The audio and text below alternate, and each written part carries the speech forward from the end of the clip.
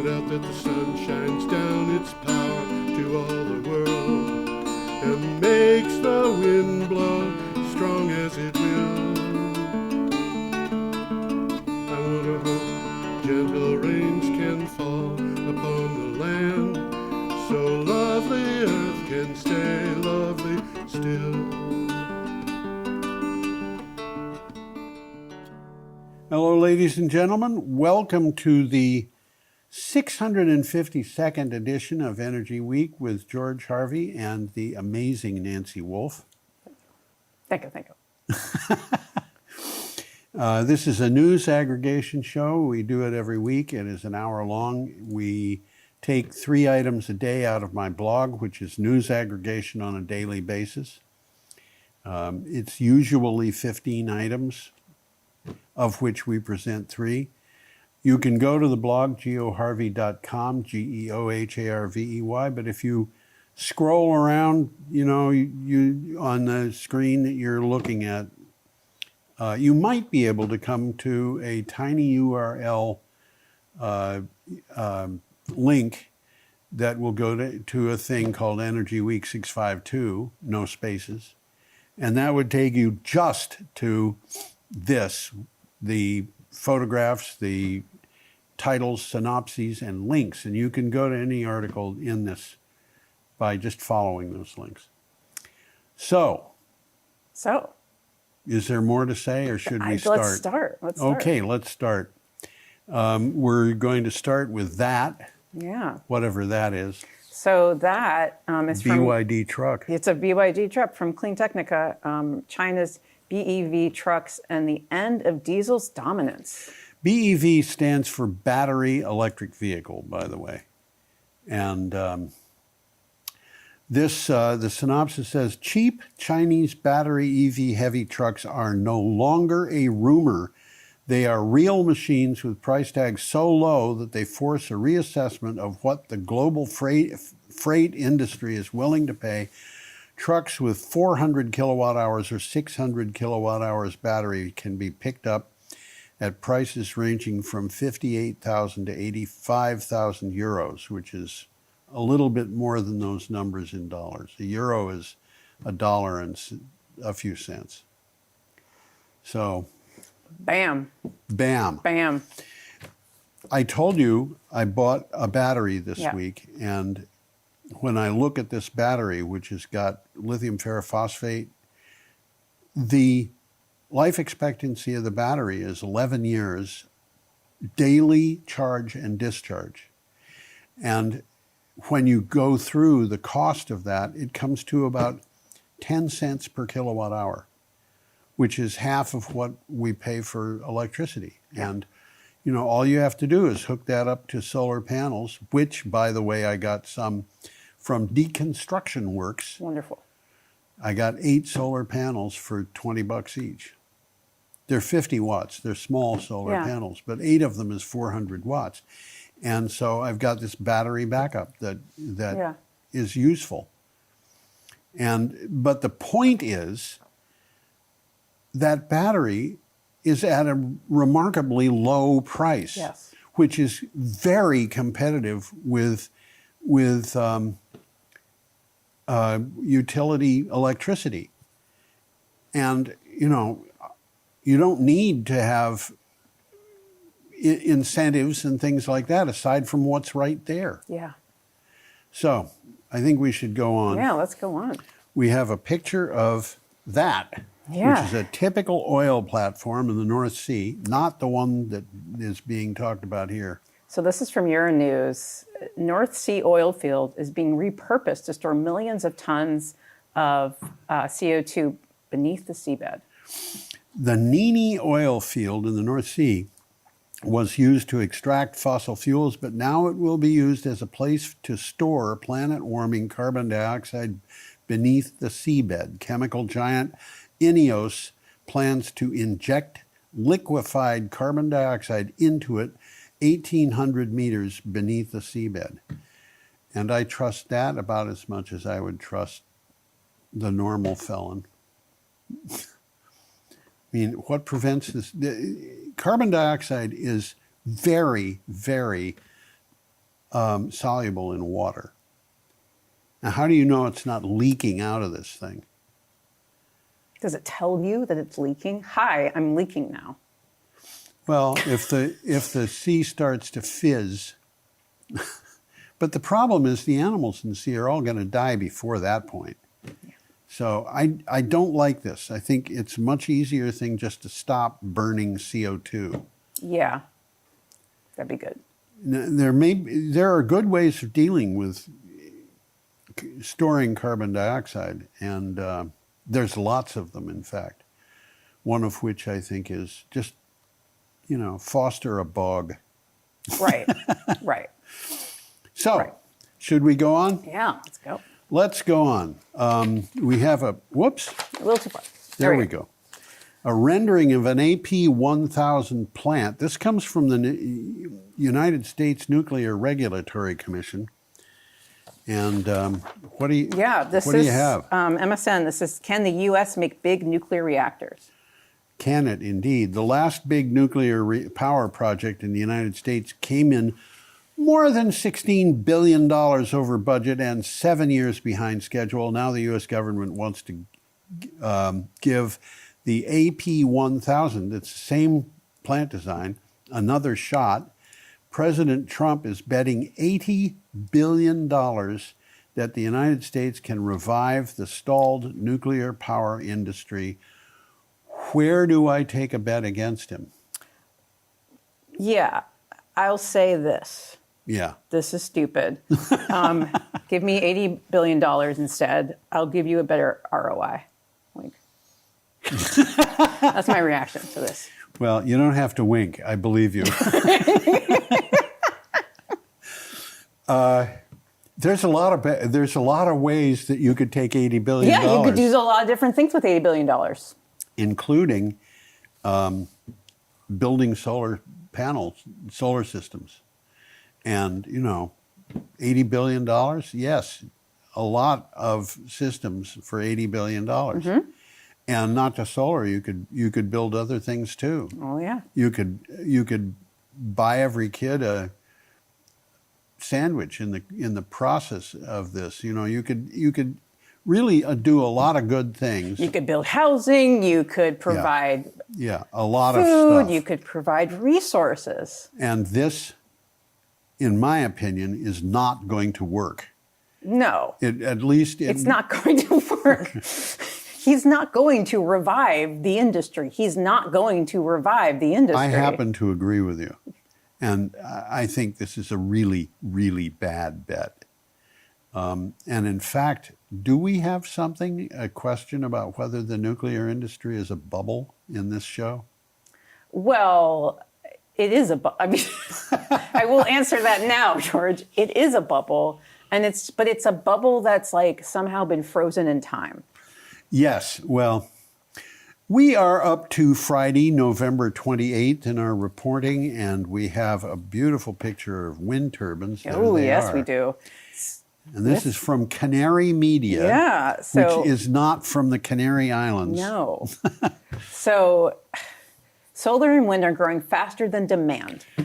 Demand is going up. Solar and wind are going up faster. And that's interesting.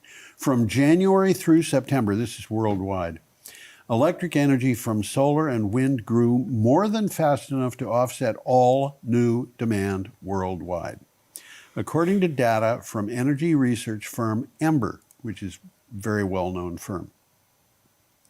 The result of the growth exceeding demand was a reduction in the world's production of fossil fuels.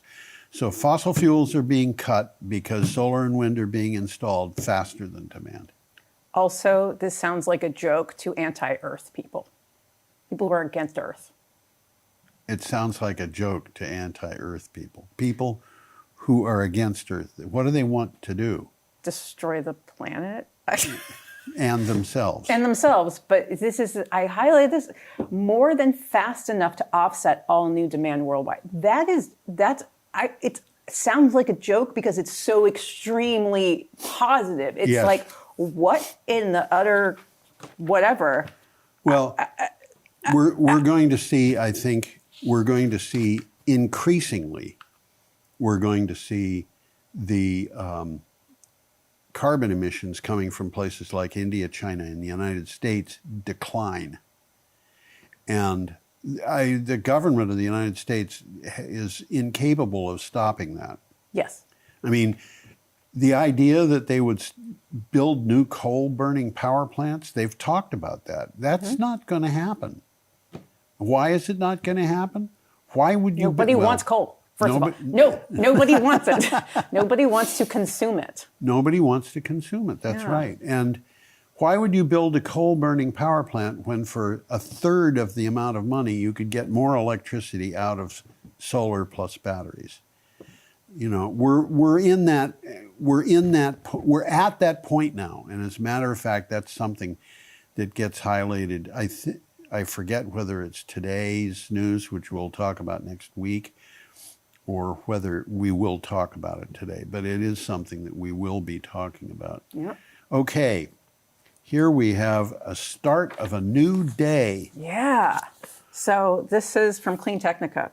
Fossil lobby is out of arguments in 2025. You want to read that again? Fossil lobby is out of arguments in 2025. For decades, the fossil lobby has followed the renewable sector, trying to derail it in any which way it can. After COP30, it's worth taking stock of the global energy economy, where it really stands, and how the next 5 years are likely to turn out. Simply put, renewables surge as fossil fuels languish. And you can just see this happening. It's you know, we see it in the IAEA, international, no, not atomic energy, the international data places. You see it from FERC, Federal Energy Regulatory Commission. You see it from a whole bunch of sources, which are basically saying the same thing. Sunday campaign is saying 3/4 of the electric generating capacity that's going into the United States is from solar.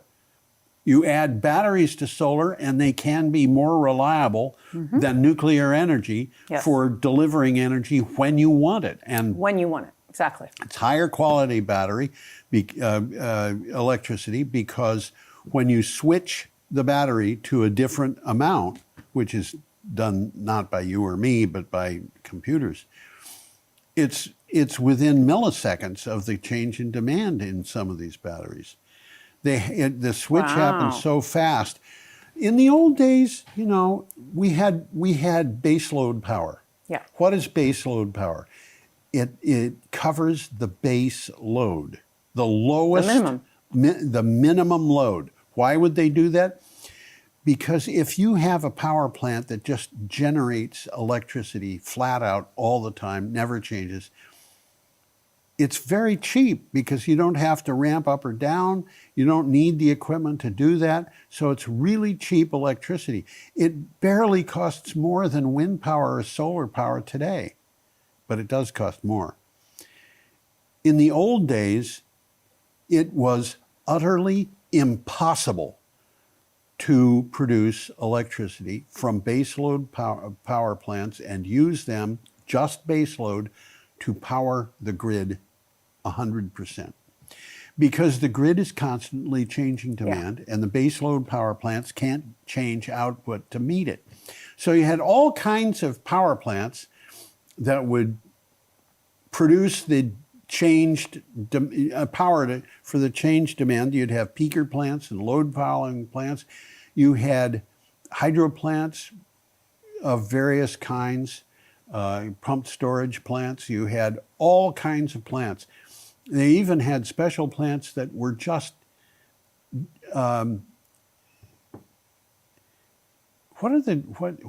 gyroscopes. They were just gyroscopes that would spin. Heavy gyroscopes. And if they needed electricity, suddenly they'd tap some of that energy from the gyroscope so that they could get it within seconds. But the way that it worked was the grid operator would call up the guy on the phone and he'd say, Joe, we need more electricity. Do you want to turn on turbine 3. How long is it going to take that to? It's going to be 15 minutes. Oh, well, I hope nobody gets something fried because of the low voltage. Really, I mean, and that happened. Yeah. Okay, we should go on. Yeah, let's go I'm ranting, and I shouldn't be ranting.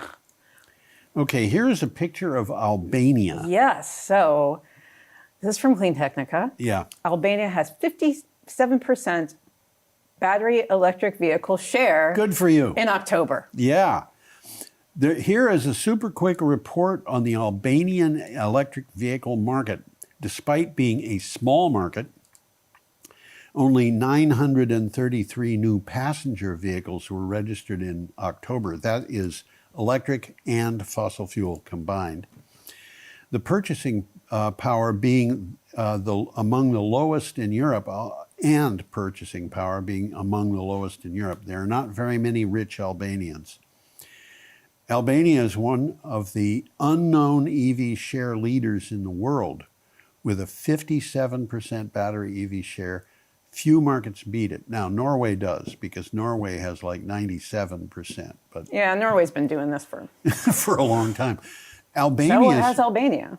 Albania has been doing 100% renewable energy for a long time. They keep talking about putting in natural gas plants or something like coal burning plants, whatever. But it's because their demand is increasing. So they may need to increase, and they're just looking around for what's the best way to do that. But they've been dependent on hydropower for a very long time. Okay. Should we go on? Yes, let's go on. Okay, we're up to Saturday, November 29th, and this is a picture of vineyards in the Champagne area of France. Yeah. And it looks like northwestern Illinois or something. Oh, right. Yes. So this is from Euronews. EU seeks to exploit nature-based products to push its competitiveness. Yeah, I worry about this kind of thing. Whenever I see a title like that, the European Commission wants to boost nature-based products to help develop a fossil fuel economy, a fossil-free economy by 2040. In its latest bioeconomy strategy priorities, plant-based food, natural medicines, energy from crops and trees, and even natural construction materials. And that's all dandy as long as they know how to do it properly. Yeah, so my thought is interesting. How do the numbers look, though? Yeah. Like what's the actual, give us the actual, We have numbers in the United States where we're getting biodiesel. The biodiesel is not the lead problem. The big thing is corn ethanol. And the cost of corn ethanol in energy is worse than the cost of gasoline. So why are we putting it into our cars? Because if we manufacture corn ethanol, then we are using something in the cars that comes from the United States, except it takes more than a gallon of gasoline to make a gallon of corn ethanol. This is messed up, and we'll just have to see how it works. In the meantime, wait and see. We can congratulate the French on their really good champagne. Yes, we can do that. That we can. Okay. We have a picture, of a data center. Yes, we do. So this is from ABC News. Yes. So will AI ever make big profits? Experts weigh in as bubble fears loom. Yeah. A surge of AI spending made up about 2/3 of the gross domestic product growth since the first half of 2025. But a question looms over the fate of the technology and the trillions, that is trillions, with a T, trillions, being spent to develop it. Will AI deliver the profits to make it a moneymaker? I think it needs to leave. Hit the road, Jack. Hit the road. I asked AI a question yesterday. I see. I wanted to know about the cost per kilowatt hour of a battery. It gave me the cost per per kilowatt of a battery.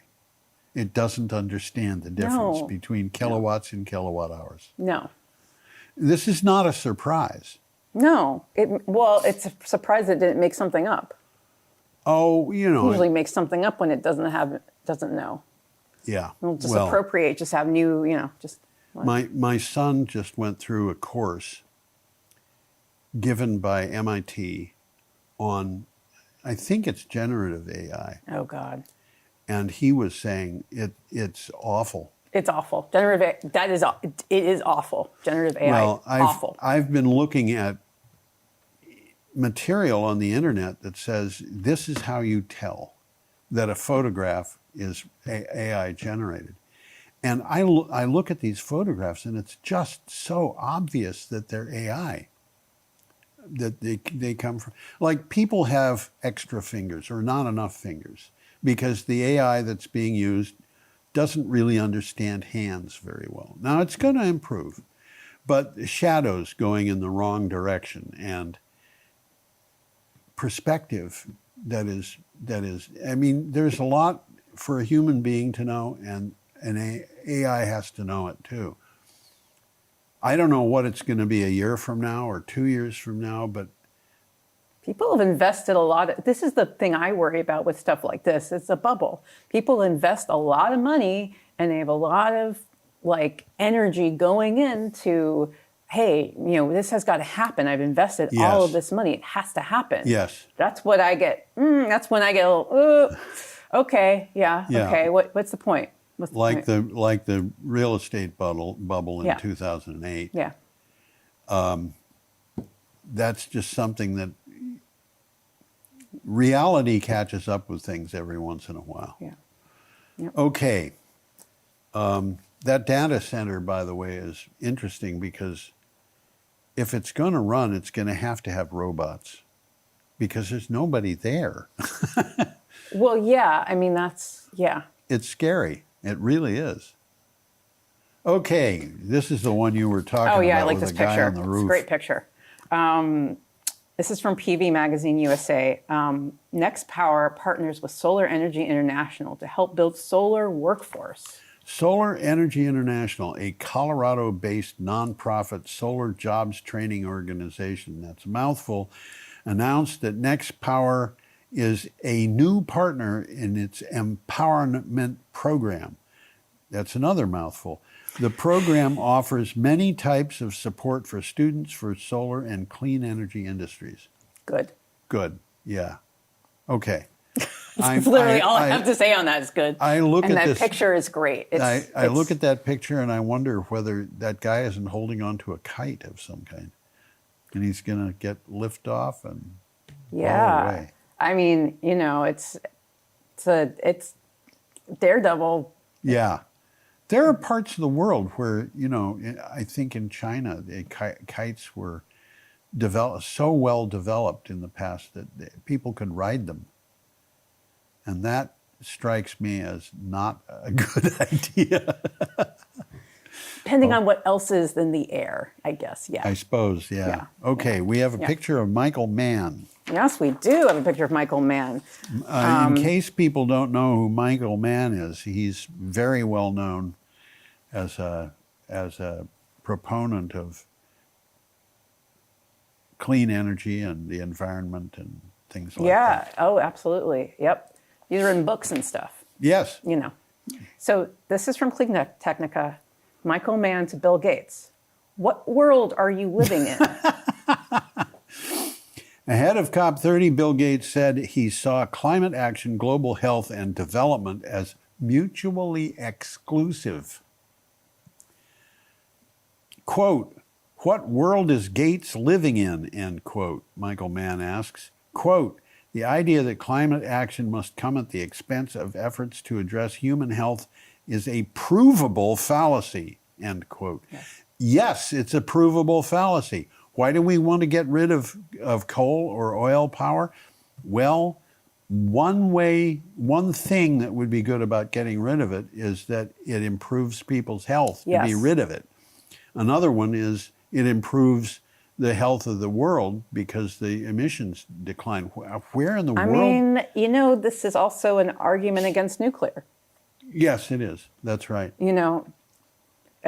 We don't need to make something really dangerous that will help something else really dangerous.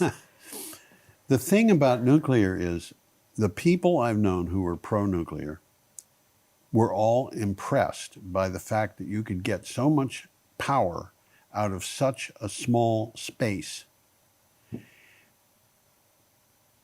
And I don't think that's good thinking. I don't remember what the story was, but there was a story that I was told about getting all the elephants on Earth to build a dam and getting all of the ants on Earth to build a dam. And which one gets built faster? They're both just earthen dams. But the ants would just overwhelm the elephants. Well, of course, they have infrastructure. Ants have infrastructure. They have hierarchy. They're very advanced. They're very advanced, but there's also a huge number of them. Yes. And you put all that together, and we go to bed tonight. Tomorrow morning we get up and there's a dam there. Right. Yeah, exactly. You can build a whole world. Yeah. And I think this is the same thing. The problem with nuclear power and with a lot of this stuff is with nuclear power, you can get a lot of energy out of a small thing, a reactor. With solar power, you can get a lot of electricity out of something that's spread all over the place. Yeah. And I don't know. Right. Yep. It's people being thoughtless, to tell you the truth, I think. Okay, we have a picture of a ship. Yes, we do. So this is from Euronews. Yes. One of Russia's largest oil terminals suspends operations following drone attack. This whole thing about Russian operations is just appalling. One thing is, people forget Ukraine had nuclear weapons up until, what was the protocol? Do you remember the name? It was the name of a Belgrade Protocol. I don't remember, but there was a concerted effort to get rid of those nuclear weapons so that we didn't have nuclear proliferation. The United States guaranteed, Britain, France, I forget what other countries there might have been, but Ukraine signed and Russia signed that if Ukraine gave all of its nuclear weapons to Russia, that all of these countries, including Russia, would respect the territorial establishment in the Ukraine. And that's exactly what didn't happen. So Putin got the nuclear weapons. Actually, he didn't do it because it was before his time. Yeah. But they got the nuclear weapons, and then they kind of took over Crimea and other parts of Ukraine. And, this is what happens when you allow a bully to be a bully. Yeah. And you have to stop him because he will just Keep going. He'll keep going. I'm so proud of my daughter. When she was in third grade, maybe, there was a big boy in the class who was a bully, and he was big, and he was picking on her friend, and she could not put up with it. So she walked up to him as he was pushing her friend around and just punched him in the nose. Great. And I mean, punched him in the nose. Yeah. Knocked him down. Yes. And later, after that, they became friends. But he was going to do that until somebody stopped him. Yes. And she was not a big person. She was a very small girl. Well, it's the same. It's this Newton's law of physics thing. It's Yeah. it's a thing will continue going on until there's something that stops it. If it's That's right. That's right. Okay. Let me read the synopsis here. One of Russia's largest oil terminals has suspended operations following an overnight drone attack. The Caspian Pipeline Consortium's marine terminal in the Black Sea port of Novorossiysk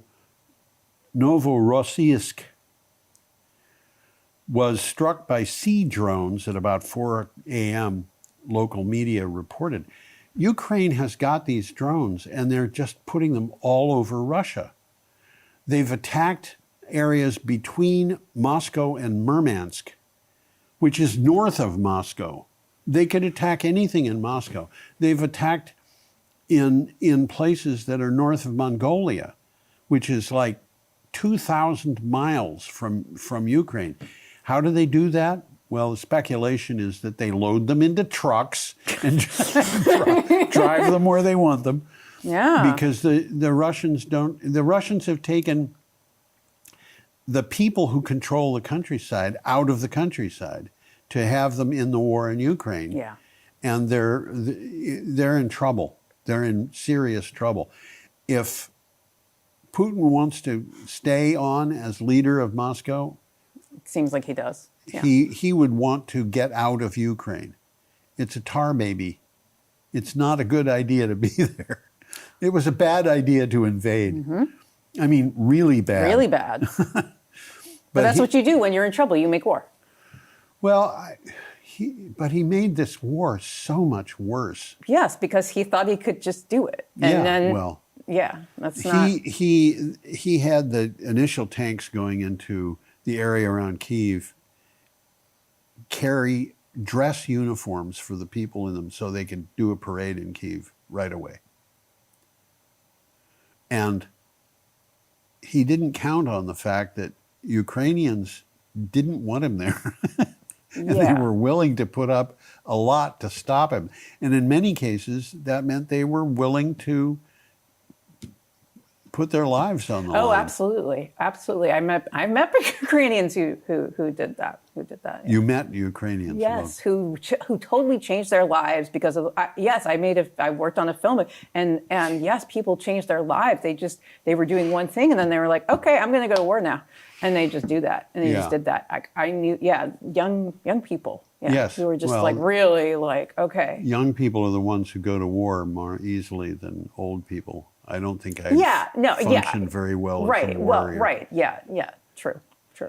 Okay, we have a picture of Lagos, which is the capital of Nigeria, I believe. Yes. Okay, here's from oilprice.com. Nigeria bets big on renewables as oil troubles deepen. Nigeria's oil industry has been challenged by mismanagement of revenues, weak agreements with international oil companies, oil theft, and underinvestment. Now, Nigeria is looking to renewable energy as it tries to diversify its energy sources and boost energy security over the coming years.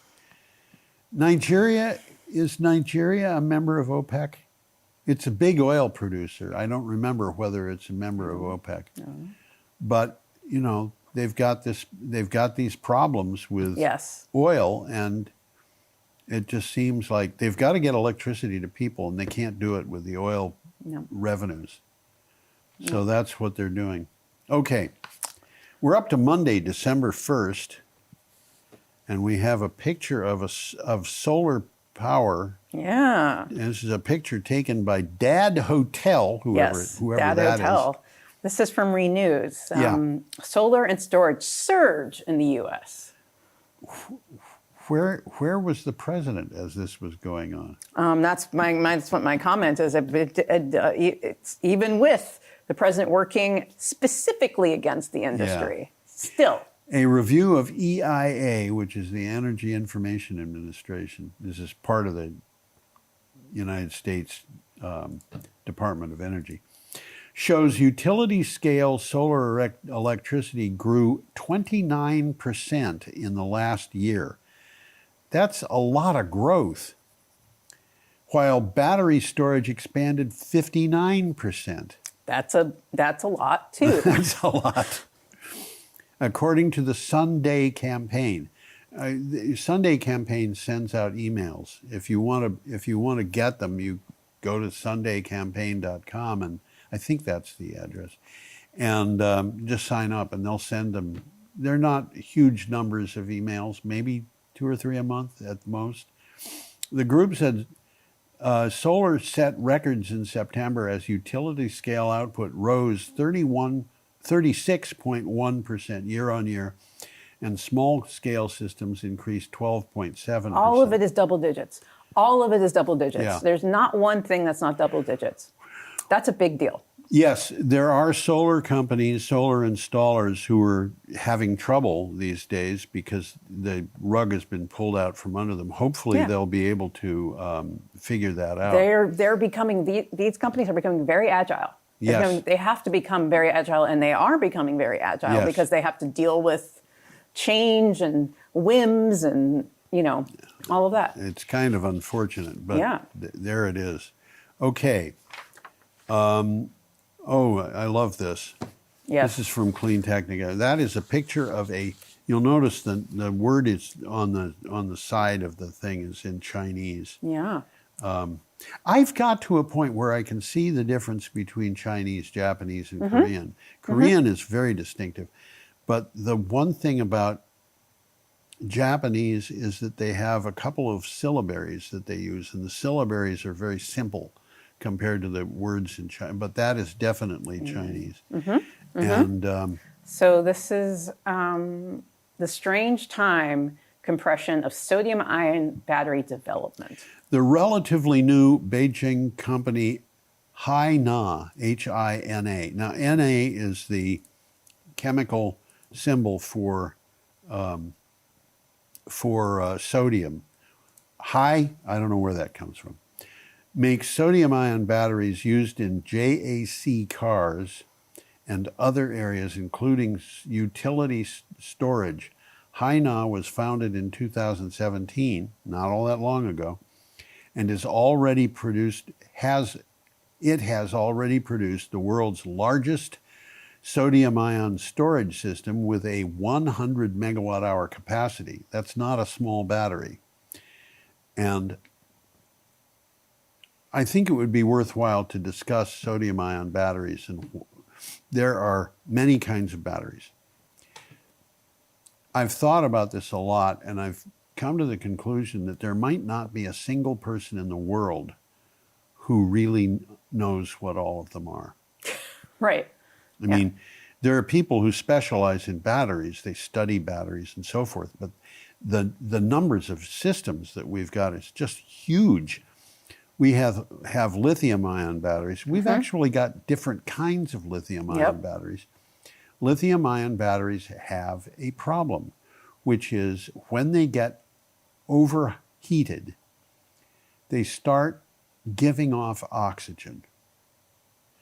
And that means you've got a problem there. It's thermal runaway. You can have a fire that's just unbelievable because the battery is feeding the fire not only things to burn, but the oxygen for it to burn with. And there are materials that will burn like that. Aluminum is one. During the Falkland Islands War, there was a British frigate that was hit by an Exocet missile, and its bulkheads were set on fire. Because they were aluminum, they would burn underwater. As strange as that sounds, that's what happens, and you can't put a fire like that out, at least not easily.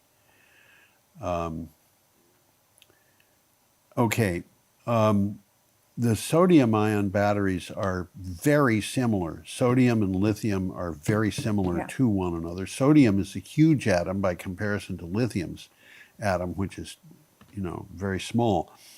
But that means that sodium-ion batteries have to be bigger, so it's harder to get them into cars, but they don't give off oxygen. Now, there are other batteries, lithium ferrophosphate batteries being an example.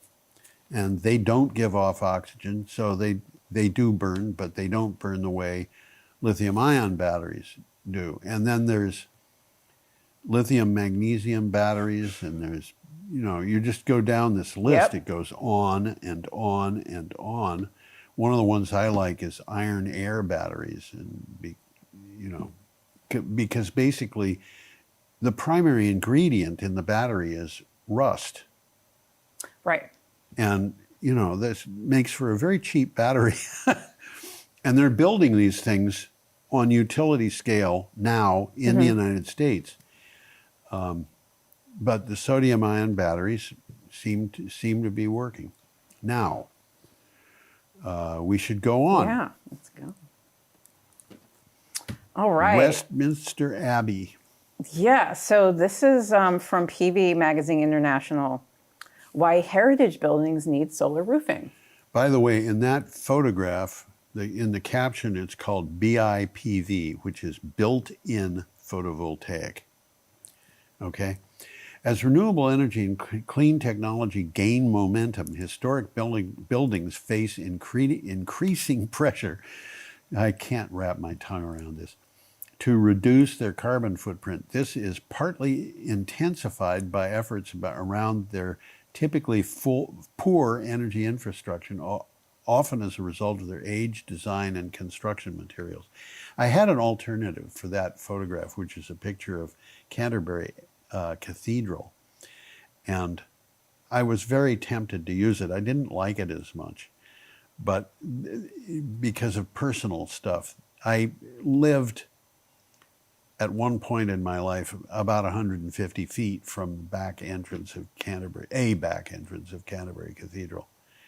And it's weird to do that, but and my brother and I went up Belharry Tower, which is a big tower, and the guide went down ahead of us, and we kind of wandered a bit on the way down and wound up in a rain gutter, which was about so wide and maybe 3 feet deep, and it had gargoyles. I have actually touched a gargoyle with my hand, and it didn't mind. No, it didn't mind. It didn't. No. Okay.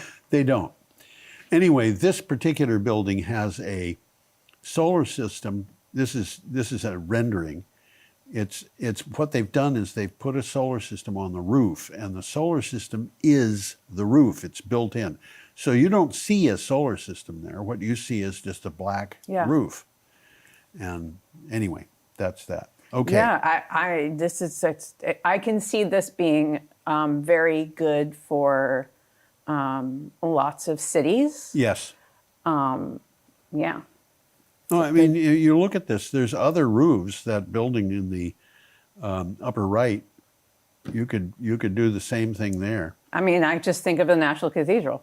Yes. Easy. Yes. Easy. Yep. Okay, we're up to Tuesday, December 2nd, and we have a picture of a nuclear power plant. This is Hinkley Point C. Yeah, so this is from the BBC. Risk of serious injury at nuclear plant site. This gives me a headache. Yeah, it does. There is a, quote, risk of serious injury, end quote, at the first nuclear plant to be built in Britain for 30 years, according to regulators who identified, quote, inadequate fire controls, end quote, at the plant. Inspections served civil engineering firm Byler JV with a fire safety notice for its work at Hinkley Point C in Somerset. This is bizarre. This is normal. I know. I was going to say, but it's bizarre, but it's what you have to expect because that thing is not simple. No, and I remember right when COVID happened and places were, throwing masks everywhere. It's like I was hearing reports from Savannah River site that, they were going to give you a mask for COVID, but you weren't going to get safety gear for actually working with nuclear materials. So instead of safety of radiation health, you were getting a mask.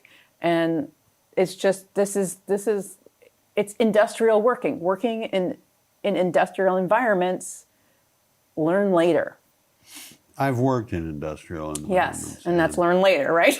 You learn later. Well, I worked at U.S. Radium. which Yes. was the company that had Yes. the radium Yeah, I girls. know. Yeah, exactly. So that's and it was there's like- that is It wasn't our fault. We had a big sign up that said, "Don't lick the brushes." don't do that. But they I will did. do that. If someone tells me not to do something, I'm going to do it.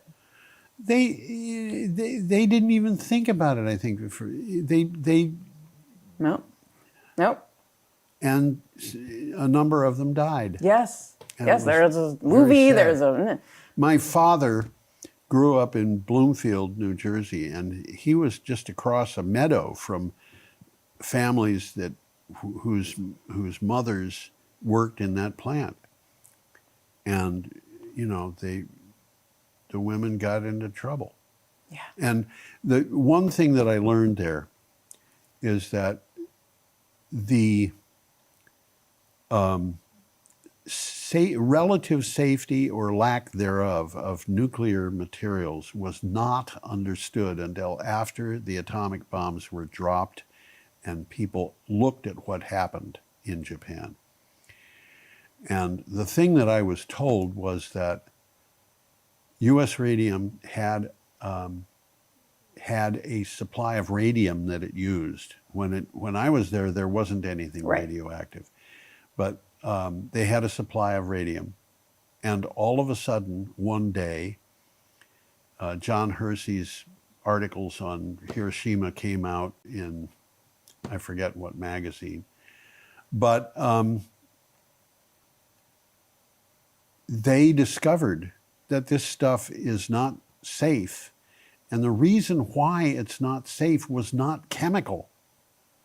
They thought it wasn't safe because it was a deadly chemical. The reason why it wasn't safe was because it gave off radiation, and radiation itself was not safe. So they decided that they would stop supplying. And one of the workers, who was a veteran who had come back from the war and, was brave, got the canister with the radium in it out of the company safe, which was in the office, believe it or not, and took it to the backyard and disposed of it by burying it. And that wasn't safe. They didn't know what to do with it. Right. And today, we don't know what to do Well, with exactly. We don't know what to do with it, and if we keep making it, it's without a solution, an end point. Everything has a burn date. Everything has a destruction date. Now, question. Why are we creating nuclear waste when we could build solar panels and they don't produce nuclear waste? Correct. $80 million or trillion. It's cheaper to make solar panels. It's better in every respect. Every respect. Because you use it with batteries. Nuclear plants do go down. They are known to go down. The sun doesn't really go down that long. It goes down for the night and then it's back. But yes, and it comes back. you have a certain amount of electricity made even by solar panels, even if it's overcast. Yep. And that's a resource that continues to come. that's right. That's right. We don't have to create it. It is. I would argue that it is better in every respect than nuclear, Yeah. which costs 3 times as much. Yes. So why would we do that? Well, it's not going to solve climate change because the climate we have to deal with that very quickly. And nuclear, one thing about it is really slow. Mm-hmm. Okay. We have a picture of no planet B. Oh, yeah. So this is from Euronews. 500 scientists are backing an urgent climate declaration. Hundreds of scientists signed an urgent declaration calling on world leaders and policymakers to act now and act fast on climate change. The Dartington Declaration argues we will fall into the danger zone, in quotes, if greenhouse gas emissions aren't halved by 2030. We've only got 5 years to have them. Yeah, that's all. We are not working anywhere near fast enough compared to 2010 levels. Get loud, scientists. Get louder and louder. Yes, It's louder now or and never. louder. That's Just right. keep going. Keep speaking up. Okay, I'm going to go on to the Yeah. next This is a picture yeah. of a balcony solar system, and when I got those batteries, the battery that I got recently, I got a portable solar system that you can just kind of unfold, and it looks like it would go up on a balcony a lot like that. But Well, this is from King Technica. yeah. More U.S. states are promoting balcony solar. Earlier this year, Utah became the first state in the U.S. to pass legislation allowing people to install battery solar PVs. In other states, there are laws that make balcony solar illegal, but according to The Guardian, that may soon change in a number of states, including several in the Northeast, and that the ones in the Northeast include New Hampshire, Vermont, and New York. So. Oh wow! New York. Well, that could change a lot. Do they have batteries in balconies in New York? People have balconies. Oh yeah. In New York? Yeah. So, I lived in Spain. I had a balcony like that. Did in you? Barcelona, yeah. I had a balcony like that. Yeah. Now we're up to Wednesday, December 3rd. Yes, we are. So this is from Euronews. A decade of climate court cases. Governments worldwide are being forced by what is called a surge in climate litigation to set out clear rules for action. A report from the Climate Litigation Network, which is an organization, shows how 10 years of court cases helped establish, quote, binding legal duties, end quote, for leaders and big polluters to help protect citizens from climate harm. They're getting serious about this. Oh, yeah. They're getting standing. That's what they're getting. Yes. They're getting standing. Yes, Yep. I agree. Yeah. Okay, I'm going to go on. Our next item has this beautiful picture from Angie of a wind turbine and other wind turbines in the background. So this is from Renews. McDonald's UK inks 66 megawatt wind PPA. McDonald's UK has signed a 15-year corporate PPA. PPA is power purchase agreement. It's a contract. For all power generated by the 66 megawatt Douglas West Extension wind farm in Scotland. The project, which is owned by Capital Dynamics, is expected to start operations in the first quarter of 2026. McDonald's will procure 100% of its electricity from it. So there you've got it. Scotland might like living in a wind farm. I told you about the wind Yes. farm that Yes. I called people and Yes. said, how does Yes. it feel to live in a wind farm? I mean, you can call Scotland next. What? Call Scotland next. Ask Scotland No, what I'm they not. That's transatlantic, Yeah, and I yeah, would be a little harder to do Yeah. things. But True. calling people is really easy. You just say, "Oh, you want somebody in Roscoe, Texas? Call the mayor's office. Somebody's going to answer the phone. It's not going to be the mayor. It's going to be a Someone who secretary knows probably a lot more about how is to not help you. elected to office." And the woman said, I'll have the town manager call you back. I said, I don't want to get the town manager. He was elected. He has political positions. I want to find out what ordinary people feel. Are you an ordinary person? Yeah. Well, how do you feel about living in a wind farm? Did I tell you this? Yeah.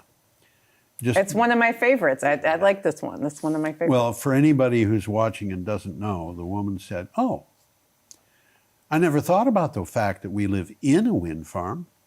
I suppose we do. Well, we like it. Yes.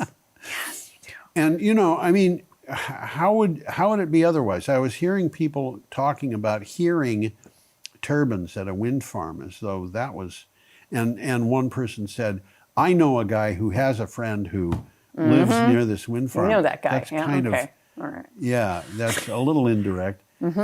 And I thought, these wind farms out west, some of them are bigger than a county.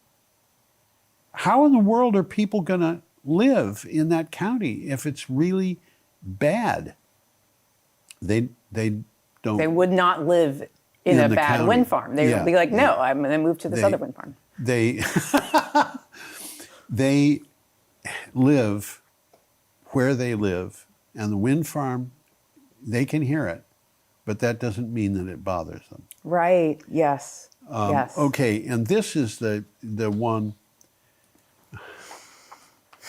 We're up to our The last one. story, and this is a picture of a Tesla in orbit. Oh, yeah. So it's from Clean Technica. Big short investor Michael Burry says Tesla ridiculously overvalued. Yeah, now you've seen The Big Short, I have. the movie. I've seen the movie a couple of times, and I've also read the book. Yeah. And yeah, that was a bubble. Mm-hmm. An investor with quite a strong track record is chiming in on Tesla stock, and he's clearly not bullish about it. Michael Burry, who is a famous investor at the center of the book and the movie The Big Short, has claimed that Tesla stock is, quote, ridiculously overvalued, end quote. Agree. I've looked at the numbers. The income to the cost to income ratio. Just compare. I mean, I'm looking at our first story. Just compare that with BYD. Just think about the value that BYD brings. BYD has stock that is very, very inexpensive compared to Tesla's, but BYD is doing a lot more. BYD, now I'm including BYD and Tesla. I'm not including SpaceX or the Boring Company. Yeah. I love the name The Boring Company. I think that's the most brilliant thing that Elon Musk ever did, was to come up with that name. But BYD has a lot of buses and a lot of big trucks, and they're just producing them like mad. Mm-hmm. Garbage collection trucks, interstate trucking type trucks, all kinds of things. It's a business plan. Niche. It's a business plan. You go for that, and then you have strength, and then numbers, and then you go for other things. But you have your niche. It's a way. Well, it's a way of doing business. I hate to say it, but I don't know what I don't know what Tesla could be if it's not a bubble. Yeah. Maybe Elon's the bubble. The Tesla's income is about 0.5% of its stock price. I've known people who wouldn't buy stock unless it was 10% of the price of the stock, the income. And I've seen income to stock price ratios where the income is absolutely gigantic compared to like a third. Yeah. But Tesla's is way down there. And honestly, I think Elon Musk is a genius. And just as honestly, having known a few geniuses, I think that Elon Musk is about as unstable as geniuses get before they're put away, you know. Yeah, I might argue with you on the genius thing, but You don't think he's a genius? No. Well, I think, look,